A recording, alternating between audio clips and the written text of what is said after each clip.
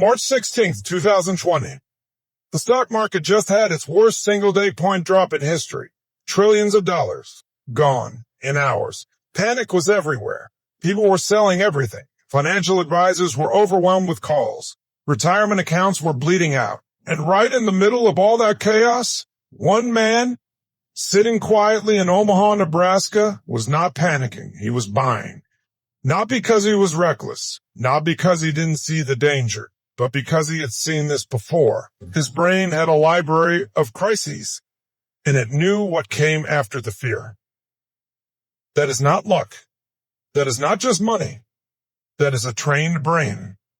And today I'm going to show you exactly how it works. How billionaires like Buffett, Musk, and Bezos have trained themselves to stay ice cold when the world is falling apart around them, and more importantly, how you can train your brain to do the exact same thing. Stay with me, because this gets fascinating.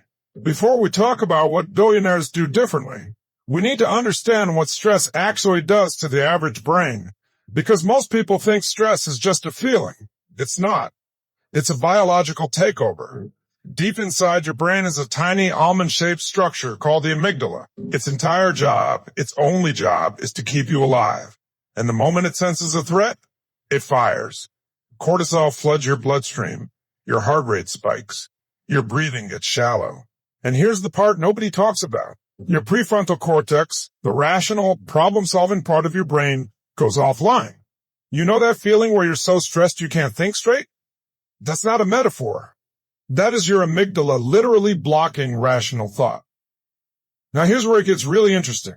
A study published in the journal Biological Psychiatry found that people who grew up in high-stress environments actually developed larger amygdalae, which means their threat response fires faster and more intensely. So why does one person freeze in a crisis, while another person immediately knows what to do? The answer is not confidence. It's not experience in the traditional sense. It's pattern recognition. And this is where billionaires operate on a completely different level. In 1946, a Dutch psychologist named Adrian de Groot conducted one of the most fascinating experiments in the history of cognitive science. He sat chess grandmasters and amateur players in front of the chessboard, mid-game positions, complex, chaotic positions, and then removed the pieces. He asked both groups, how many pieces can you remember and place back correctly? The grandmasters remembered 93% of the pieces after seeing the board for just 5 seconds. The amateurs? Less than 30%. Here's the twist. When researchers set up random boards, pieces placed with no logical game pattern, the grandmasters performed no better than the amateurs. Do you understand what that tells us? The grandmasters weren't smarter. They didn't have better memories.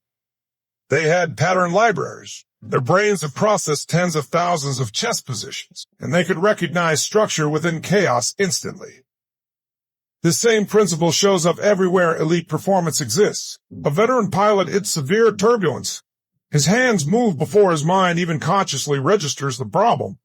A trauma surgeon in the ER sees a patient, and before the chart is read, their instinct already has a hypothesis. A Navy SEAL team is ambushed, and within seconds, the unit is already repositioning. None of them panicked, because their brains weren't encountering something new. They were recognizing a pattern they had seen or trained before. And the most important thing I want you to take away from this section, this is not something you're born with. Pattern recognition, the kind that prevents panic, is built through deliberate experience, reflection, and mental rehearsal.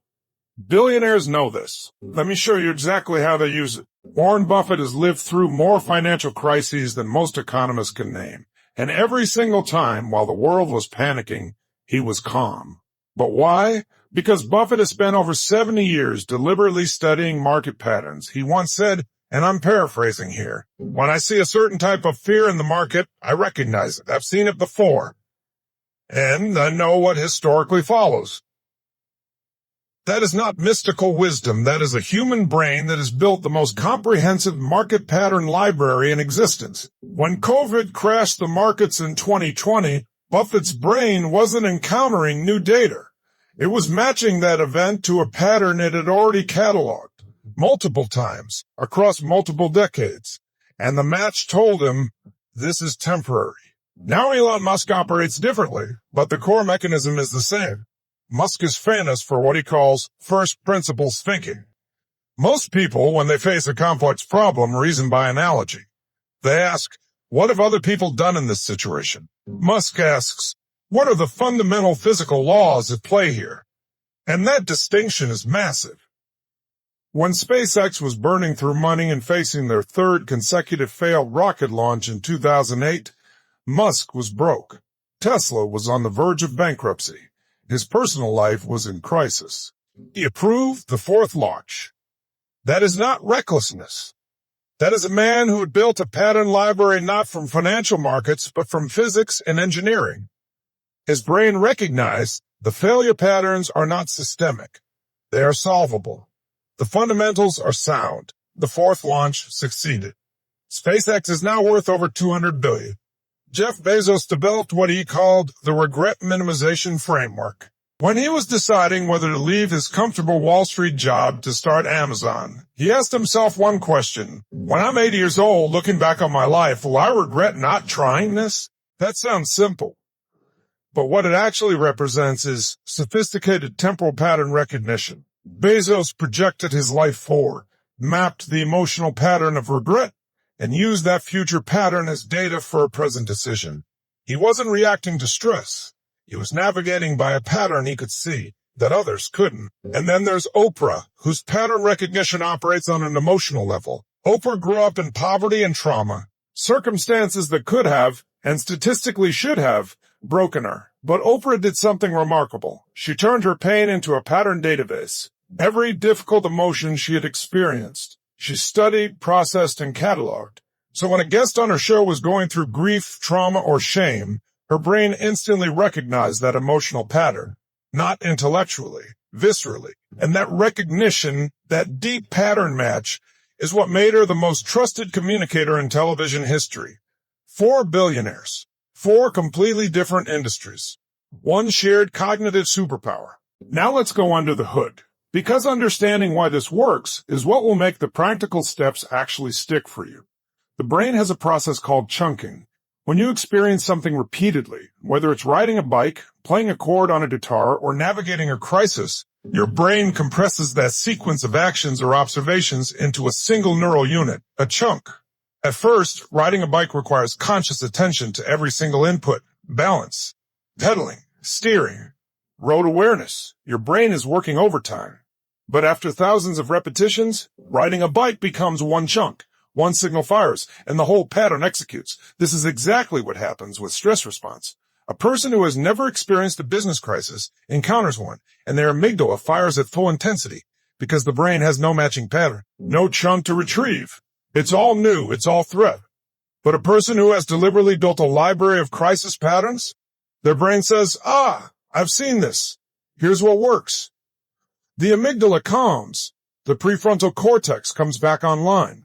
And they act, while everyone else is frozen. There's also something called myelin sheathing. When you repeatedly fire a specific neural pathway, your brain wraps it in a fatty protein called myelin, which dramatically speeds up signal transmission along that pathway. Elite performers in every field have heavily myelinated neural pathways for their domain of expertise. It's why a veteran firefighter assesses a burning building in 3 seconds, and a rookie stands frozen for 30. Same building. Completely different neural infrastructure. The good news? You can build this infrastructure. Starting right now. All right. This is the part I know you've been waiting for. How do you build the kind of pattern recognition that prevents panic and keeps you thinking clearly under pressure? Here are 5 methods, all backed by research, all used in some form by peak performers at the highest level. Method 1, pattern journaling. Not regular journaling, pattern journaling. Every evening, take just 5 minutes and ask yourself 3 questions. 1. What stressed me out today? 2. Have I experienced this type of stress before? 3. What happened last time? And what would I do differently? You are manually building your pattern library. Every entry is a data point. Every reflection is your brain filing a new chunk. Over 90 days, you will have a searchable mental archive of your stress patterns, and your brain will start recognizing them in real time. Method 2, the post-mortem practice. Every major stressful event, after it's over, deserves a 15-minute debrief. Ask yourself, what pattern of thinking or circumstance led to this outcome? Where have I seen a version of this before? What would the pattern-aware version of me have done differently? The U.S. military, elite sports teams, and the best surgeons in the world all do formal postmortems after significant events, not to assign blame, to extract pattern data. Start doing this personally. It is one of the highest ROI habits you will ever build. Method 3, scenario simulation. This is used by Navy SEALs, Olympic athletes, and top-tier executives. Before a high-stakes situation, a big presentation, a difficult conversation, a financial decision, run the scenario in your mind first. Not with anxiety, with deliberate, calm intention. Visualize things going wrong. Feel the stress, and then mentally walk through your ideal response. You are preloading patterns, so when the real moment arrives, your brain doesn't encounter it as new. It recognizes it, and it responds instead of reacting. Method 4, cross-domain learning. One of the most overlooked ways to accelerate pattern recognition is to deliberately study fields outside your own. Why? Because patterns are transferable. Charlie Munger, Warren Buffett's legendary business partner, built what he called a latticework of mental models. By studying psychology, physics, biology, history, and economics equally. When a business problem showed up, his brain wasn't searching one domain for a pattern. It was searching for dozens. Start reading one book per month from a completely different field than your own. You are expanding your pattern library in ways that will surprise you with their relevance. Method 5. Meditation. But not for the reason you think. Most people think meditation is about relaxation. That's a side effect. The real mechanism.